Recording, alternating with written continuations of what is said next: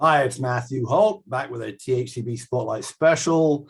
I have Chris Gervais, who is the CTO of Kyruus, which is the company which started out way back when doing scheduling and stuff for hospital systems and has moved on a bit in the recent years. Also famous as being the place where Julie Yu, who dominates much of the rest of the conversation in healthcare these days, from a purchase and relatively recently left. So anyway, so Chris, welcome to the chat. We were supposed to meet at Health. We didn't quite meet at Health. We're now. I'm back in my house. The tree that fell down last week is being chainsawed around me, chainsawed up around me. So I hope we can hear each other through this. But welcome. How was Did you get to the Health conference, and how was it for you? If you did, and if you didn't, do you think you missed anything? Yeah, no, I was there. Thanks for having me today. I wish we could have connected while we were there. We just had a storm here in Boston, and of course we have trees down around here.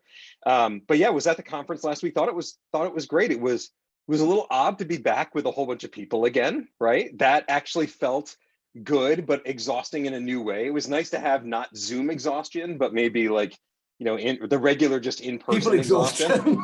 Exactly. But it was a vibrant show. There was a lot going on. It was well run, and from that angle. But I thought it was really well done. Lots of cool content, lots of great people and partners and stuff. And I'm hoping it kind of opens the gates up for folks to start being able to congregate again, because it was so nice not to do even though virtual conferences can be wonderful. Having this in my backyard, being in Boston, it was great to be able to get out. Yeah, absolutely. And I too felt sort of getting around people was fine, although there were periods of late night, which I wasn't quite sure who I was or who I was talking. It's the 78th person you've met, and you're going, oh, I remember I used to be able to do this. But anyway, it's fun. Yeah, and I think there is a contrast, right? So I always joke about when Graham Garner, your CEO, was a venture capitalist. He came to the very first Health 2.0 and said, "This is great. It's one of the best conferences I've ever been to." And I always kind of kid around with him about that. And we were holding it together with, sealing wax and bubble gum, and didn't know how to run a show back then. We got better over time, but obviously, absolutely. HLTH guys, Donald Winner's crowd of there's a lot of money and professionalism behind that. Not to mention billboards on buses and God knows what it has been for a while. So interesting time. So let's dive into Kyruus a little bit. So when I don't know when we last spoke, but the big news for you guys was that you went into you did a big acquisition. Yep. You also raised some money last year. Yep. The big acquisition. You started in the world of fixing scheduling for hospital systems, which is a massive multimodal problem in its own. And then you decided to add the world of transparency with the acquisition of HealthSpark. So for those of you who haven't really caught up, and there's been a lot going on the last year, tell us about the HealthSpark acquisition. Yeah, we finished that right at the end of Q1, and it's been terrific. I mean, in HealthSpark, I felt like we found our twin that was focused on the health plan side, right? And we're bringing, like all these things, right? We're focusing on like all these different strengths that we both have to not just like to cross-pollinate between these two worlds, right? Between payers and providers. And in the last 2 years, 3 years, you've seen it, right? The relationship between payers and providers has started to change in a lot of different ways, both in, provider groups starting or really becoming aligned with health plans, trying to provide that wraparound experience. And so we had, previously started some internal work around how do we bring what Kyruus did for the health systems into the payer land? And had a early meeting with HealthSpark. We were spinning up a partnership, had a common customer that was going really well.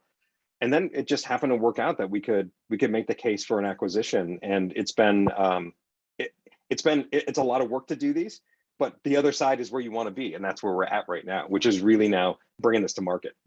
So there are two things to this, right? One is, you guys had raised like around 150 odd million. I'm off by a factor of 20 million, but these days that hardly counts as money, right? Either way, you're raising 300 million. Cold brew money. Yeah, exactly. So, you raised these amount of money. HealthSpark came out of, I don't know the official raise, they came out of the Cambria, so they had like that big. Yes. They'd sold transparency and consumer-facing services to virtually every Blues plan, a lot of other health plans. You guys have been selling your scheduling thing, which obviously has a consumer component, but also a back-end component to all those health systems. So you have two things going on. One is, I kind of get there. You want to get in the plan market. They want to get the provider market. It makes sense from that point. So there's like a business rationale for it. And then you've got the pain and suffering of that. You weren't like Cisco that's used to buy a company every day. This is a big piece for you to swallow. Yeah, it was. As you were before. So first off, what was the business rationale for, the consumer experience, or whoever, why does it make sense to put them together from a business and user perspective? And then a little bit about the experience of actually what it's been to like to swallow that big pig as you. Well, you focus on the scheduling part, but if you think what's under that and what Kyruus originally started around was provider data, right? Having really good, rich, accurate, and complete provider data, something that the health systems had invested in these little pockets, but never pulled together to make it useful, right? So with that, then we built scheduling on top of that and really able to transact against that. One of the reasons the HealthSpark and the health plan kind of market made so much sense is they've struggled with having good provider data for members, right? If you go to your typical member portal, which you probably don't go to all that often, and you don't go to all that often because you're not incented, because every time you go look for something, you get like a doctor name, an address that may or may not be correct. Maybe they're still alive and practicing, but you don't know. There's no picture. There's nothing you can do with that data, right? So you've had this conundrum on the plan side of they're trying to incent, more member engagement. How do they get folks in? And that's why I think, over the past few years, they had turned that market into, well, we're going to be able to show you cost, right? What's in your plan, what's out, give you options. But they were still lacking some, well, if I want to go get this done, how do I go get this done? And so the primary thesis was, we could bring that rich provider data across, right? That's good. And then the second thing is, instead of making it like an old school product catalog, where you're like, oh, great, I want this. Now I got to call the 1-800 number, just hit schedule and you can go and transact. And then hopefully bring to the health systems, frankly, these are just patients who can come in. They're already known and vetted and in network and all that good stuff. We could also start to bring over some of the cost transparency stuff, as you mentioned, and then just keep cross-pollinating these worlds where we're ending up actually building out a very rich provider directory now that is spanning, quite a large number of the U.S. Provider population, as well as all these other care options that can then be plugged into these different places for a patient to find if they're just searching from Google, if it's a patient as a member and they're in their health, plan, where from our research, 40% of folks are going to their health plan to find a provider. So if you got 40% going there and they want to find someone, but there's no picture, I don't know if they speak all the languages I need. There's not a way to build trust. That's not a great experience. And so that was really the underlying kind of thesis for us. And then frankly, a lot of feedback from our customers about, hey, are you working with plans yet? Because our data in the plan is not correct and we'd like to make it correct. And can you help us? Yeah, so that last, which obviously you're completely correct, and I'd almost sort of forgot that because I think of you guys as managing the scheduling, but yeah, you have to know about the doctors in order to get that scheduling right. It's very powerful. And the fact that you're not alone right now. There's Ribbon Health and a bunch of other companies who are focusing on that problem, and I actually have been for a while. Right, Better Doctor was doing that. I remember talking to Ari Tudor, and we had to call the doctors on the phone to figure out what it could be. And even Google looks like it's starting to get in that market. I can't quite tell exactly what they're doing, but Google Health has announced it. So people are around there. But you've got that end-to-end approach with the health plan part. Just remind me of the numbers. How many systems was the Kyruus product in, and how many plans was HealthSpark in? And give me a sense of where you are now and where you think the base that you built there. Yeah. So on the health system side, we're in a little over 80 health systems today. That represents like about 750 hospitals. It's over 300,000 providers. We've got about 41 million appointments of inventory on the system. And then on the health plan side, it's just about, I think it's, because we're closing deals pretty well, I think it's between call it like 57, 58 plans representing 100 different brands and about over 100 million members. So there's quite a bit of spread there, right? You start combining these two, and that's why it made so much sense, just given the scale and the addressable scale that both were going after, to start marrying them together.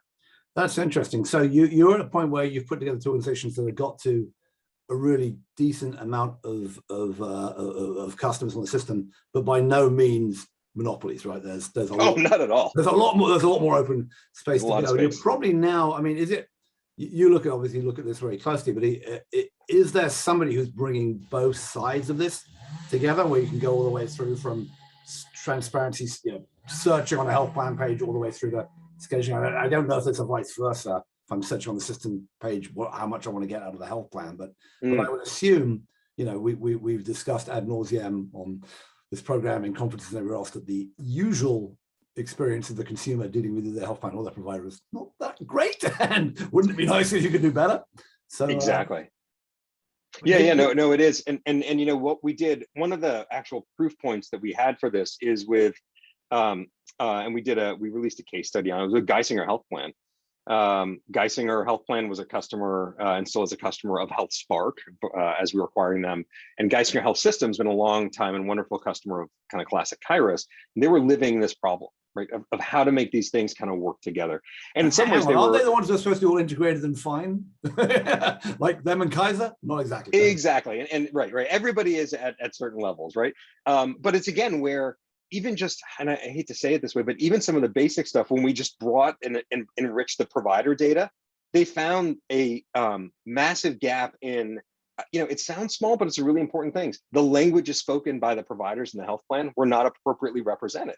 And we augmented 80% of the profiles of those health plan providers now so that the right language is there. Now they have pictures, there's videos, there's all these other things that are going to help that make it, help make a better choice. And to your point earlier, right, I think, as we're implementing customers, they're now looking at this going, wait a minute, we're going to be able to have a whole new experience for patients who are going to look at cost with availability, with applicability, and run it against all these preferences that they haven't had before. So they can now answer questions that they haven't been able to ever ask in one place.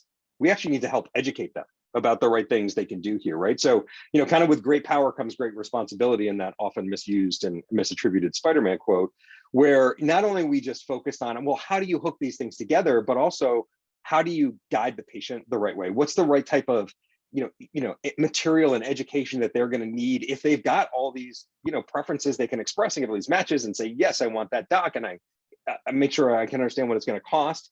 The cost is one component, the quality is another, but I think there's other areas that, we're really looking at around that guidance that our joint customer base is really excited about. Yeah, and I'm recalling, and I was chatting with a friend who's at Google about this when their new product came out, or their new announcement came out. I always wonder if it's a product yet from Google, but I recall being at Microsoft of all places talking to a bunch of health plan executives. I don't know, I want to say it's 2005. It's certainly pre-Kyruus being a gleam in Graham's eye. Sure. And and I said, well, we've got this big problem because people can't figure out who the right physicians are for them.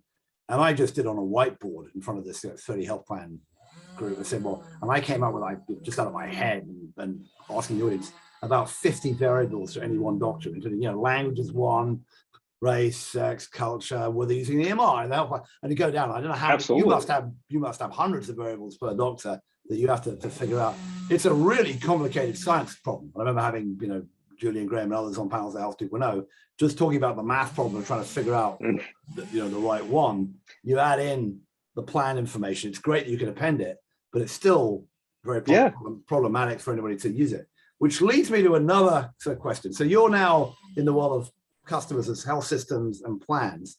We have these folks growing out there who, depending on whether you're Glenn Tool or not, you want to call them are called navigators or something else. Sure. So who are going to the self-insured employers, and to some extent, them will end up in the Medicare Advantage world and elsewhere.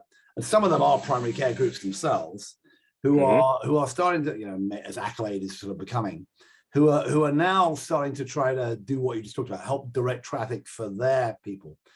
Are those people, are they the competitors of your customers, or are they, are they going to come, or you interface with them? How do you think this is playing out? Because in some ways, you look to go back to the HCR, the health show floor, you have a bunch of new people who are building this kind of shadow health system, new style, and then you've got the incumbents and the kind of world you live. How do you think that's going to play out when it's a great question, and I think part of it is how. I think the changing definition that is, it's still changing of what a network means, right? And where the network edges need to intersect and where they don't, right? Especially with the amount of either growth VC or growth PE money that's going into a number of those firms, right? How much of that is really going to be a service area that gets beyond some of the primary care modalities, and then really is able to interface with these other networks? And we think actually that's where we can help and play, right? Because we're going to have these broad networks. And what we're been working on right now, I've been spending a lot of my time on the BD and partnership side of the world, is we've often had a lot of inbound around, hey, you guys have you've got a big provider data set, you've got APIs, you've got scheduling. Can we hook into that? Right? Could we, if we're, a third, a third party application who is not homed to a health system necessarily, but you could imagine there could be some flow there and there could be a relationship between those two entities. They look at us as a way to make that happen. And they're interested in our pipes, not in our apps. And so we've been building that capability out as well. And I think, last week's show was a great place to kind of ooch more of those discussions across the finish line. And so that's where I think we can play these vertexes that exist in these networks. If you're just looking at a network as a monolith, and you're only going to go so far, right? And especially when you look at, not just what we lived in because of people working from home and business being disrupted and we couldn't travel, but 1 in 5 people moved during this time period. Absolutely. So they're seeking, they actually may have the same insurance for some period of time. They're a whole new region and they're seeking new types of care. And for some of it, they're just like, yeah, I'll just pay out of pocket because it's just easier. I don't know. It's right down the street. I can go subscribe to that thing. And so I think there's we've definitely had quite a bit of conversations in that vein about, it's kind of in the middle of the traditional health systems that we serve, traditional plans that we serve. They don't want access to that data. Yeah, I think that, you hit on an amazing point, which is people moving. But obviously that's reflected all over the country, people leaving the big cities and going elsewhere. And the other thing you've had is companies now have said, we can hire people anywhere. So my family, so I personally now have a Blue Cross in Massachusetts, having not moved, but my wife changed jobs from a local company here in California to a company based in Boston, which had Blue Cross of Massachusetts as there. And so now bizarre stuff is happening. Like I went and got the vaccine and they sent me a check. The Blue Cross sent me a check. I'm like, I think they meant to send it to whoever gave me the vaccine. I put it in the bank, but there's a lot of stuff in the networks, the contracts and whatever, which is going to get dislocated because of people that will be working. But to go back to the question about the interface, there's a big overarching question, and one is what happens. So you take a thing like one of the deals we had last week, a week before, where Oak Street Health buys Rubicon, right? So they bought a specialty referral network system, right? Which is obviously meaning they can go further. And then you're talking about, well, at what point do they start handling these people? And then obviously they have sick people, they have Medicare Advantage people. Some of them are going to hospitals, they don't know hospitals, right?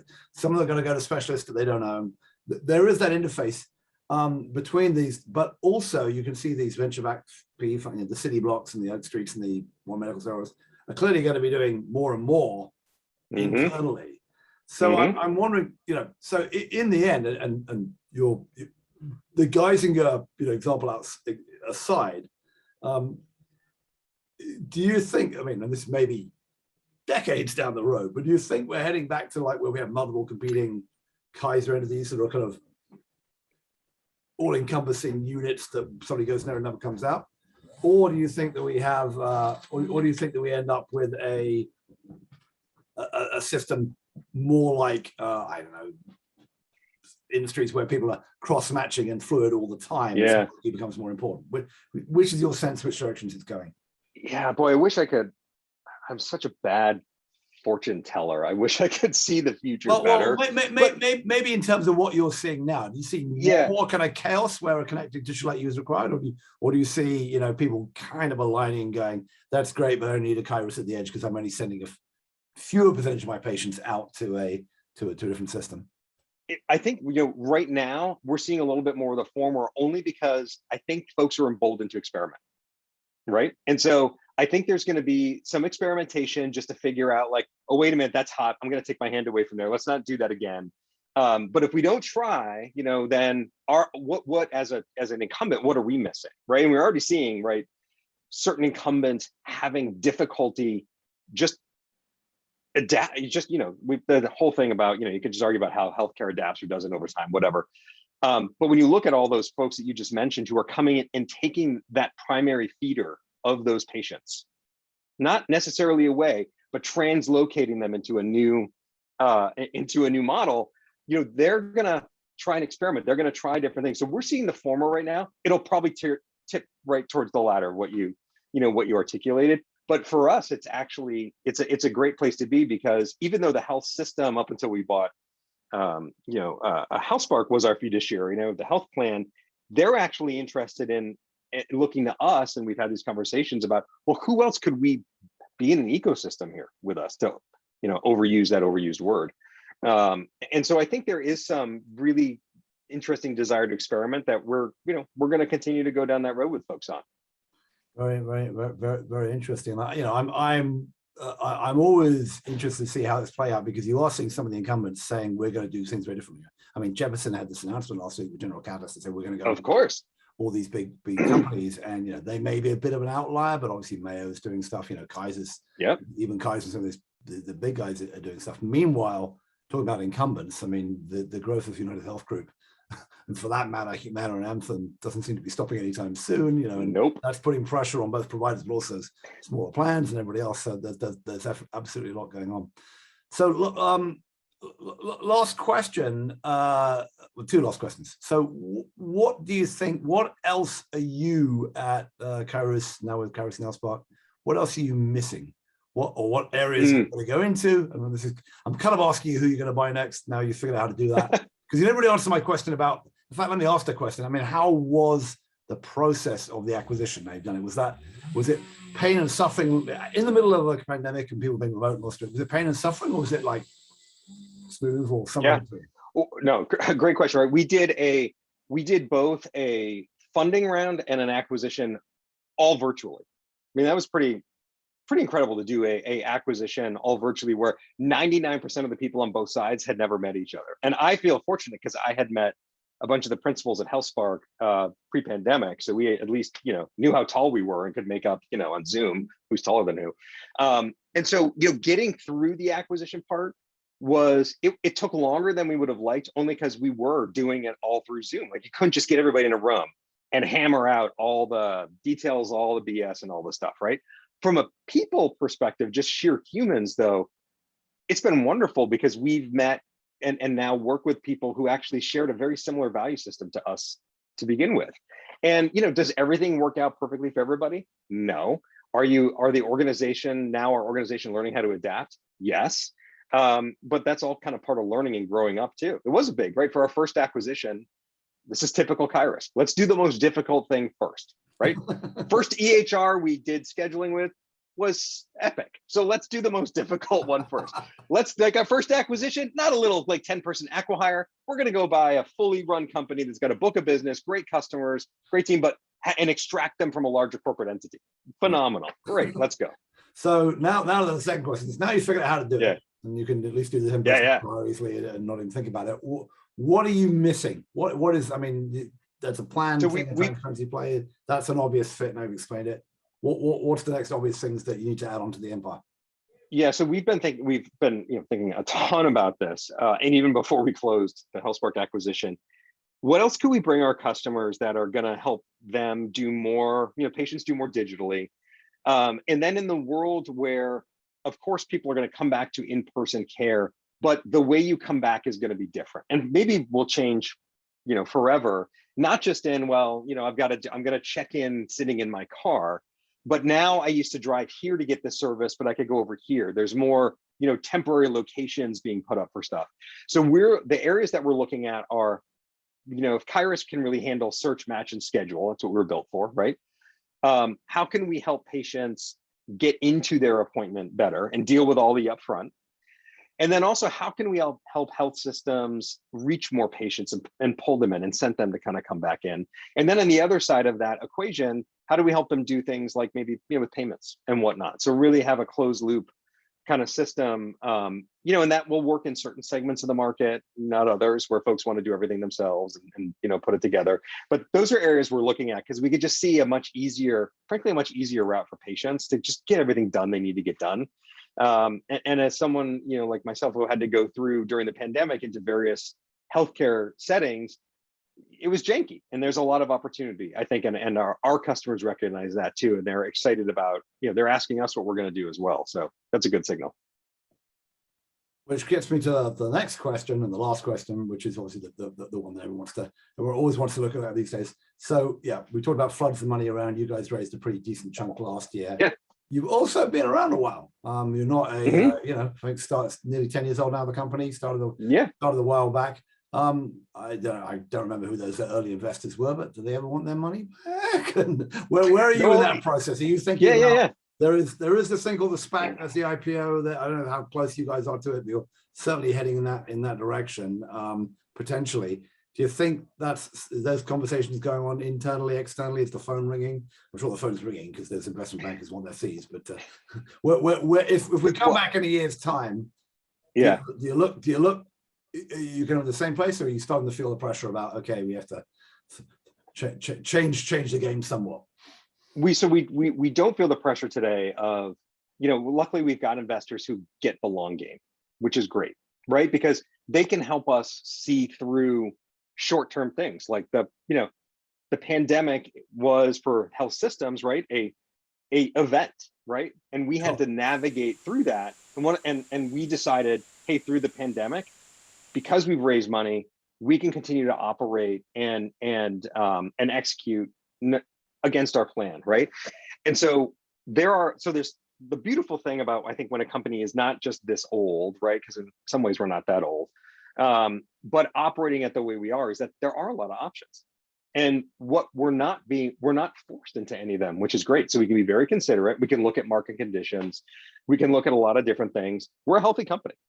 And I think it's a really great place to be. And we're, when you think about the scale that we're at now, especially with HealthSpark, there's a lot of healthcare companies that get to a certain run rate, and then it's just hard for them to break through that, right? You can get to 10 million bucks ARR, right? But boy, getting at 15 is like a death battle, right? Because you've run out of the really early adopters who will write you some checks and people take a flyer on you. You got to be proven. And it just takes a while in healthcare to get to that point. We've surpassed that. So I kind of feel like it's fun to be at a place where you're actually able to choose your own destiny versus be forced into one. Now, of course, the market's really exciting right now. And I think, we will see what happens with the excitement, the continued excitement in the market. I'll give my overrun that there'll be some kind of corporate event change in the next 18 months. By the time we have this, you're going to see us grow. I think you're going to see us grow. Well, you're going to see us grow. Either way, the gun doesn't matter what you do. The gun will be to your head. You have to grow. That's the nature. That's the nature of our business. And any business, how you get that done is one thing or another. But good to hear. Well, I've been talking with Chris Gervais. He is the CTO of Kyruus. Great to get the update on the Kyruus HealthSpark merger acquisition and see how things are going in the future. And Chris, thanks for spending the time. Awesome. Thanks for your time, Matt, and good luck with the tree in the yard. Hopefully it'll leave eventually.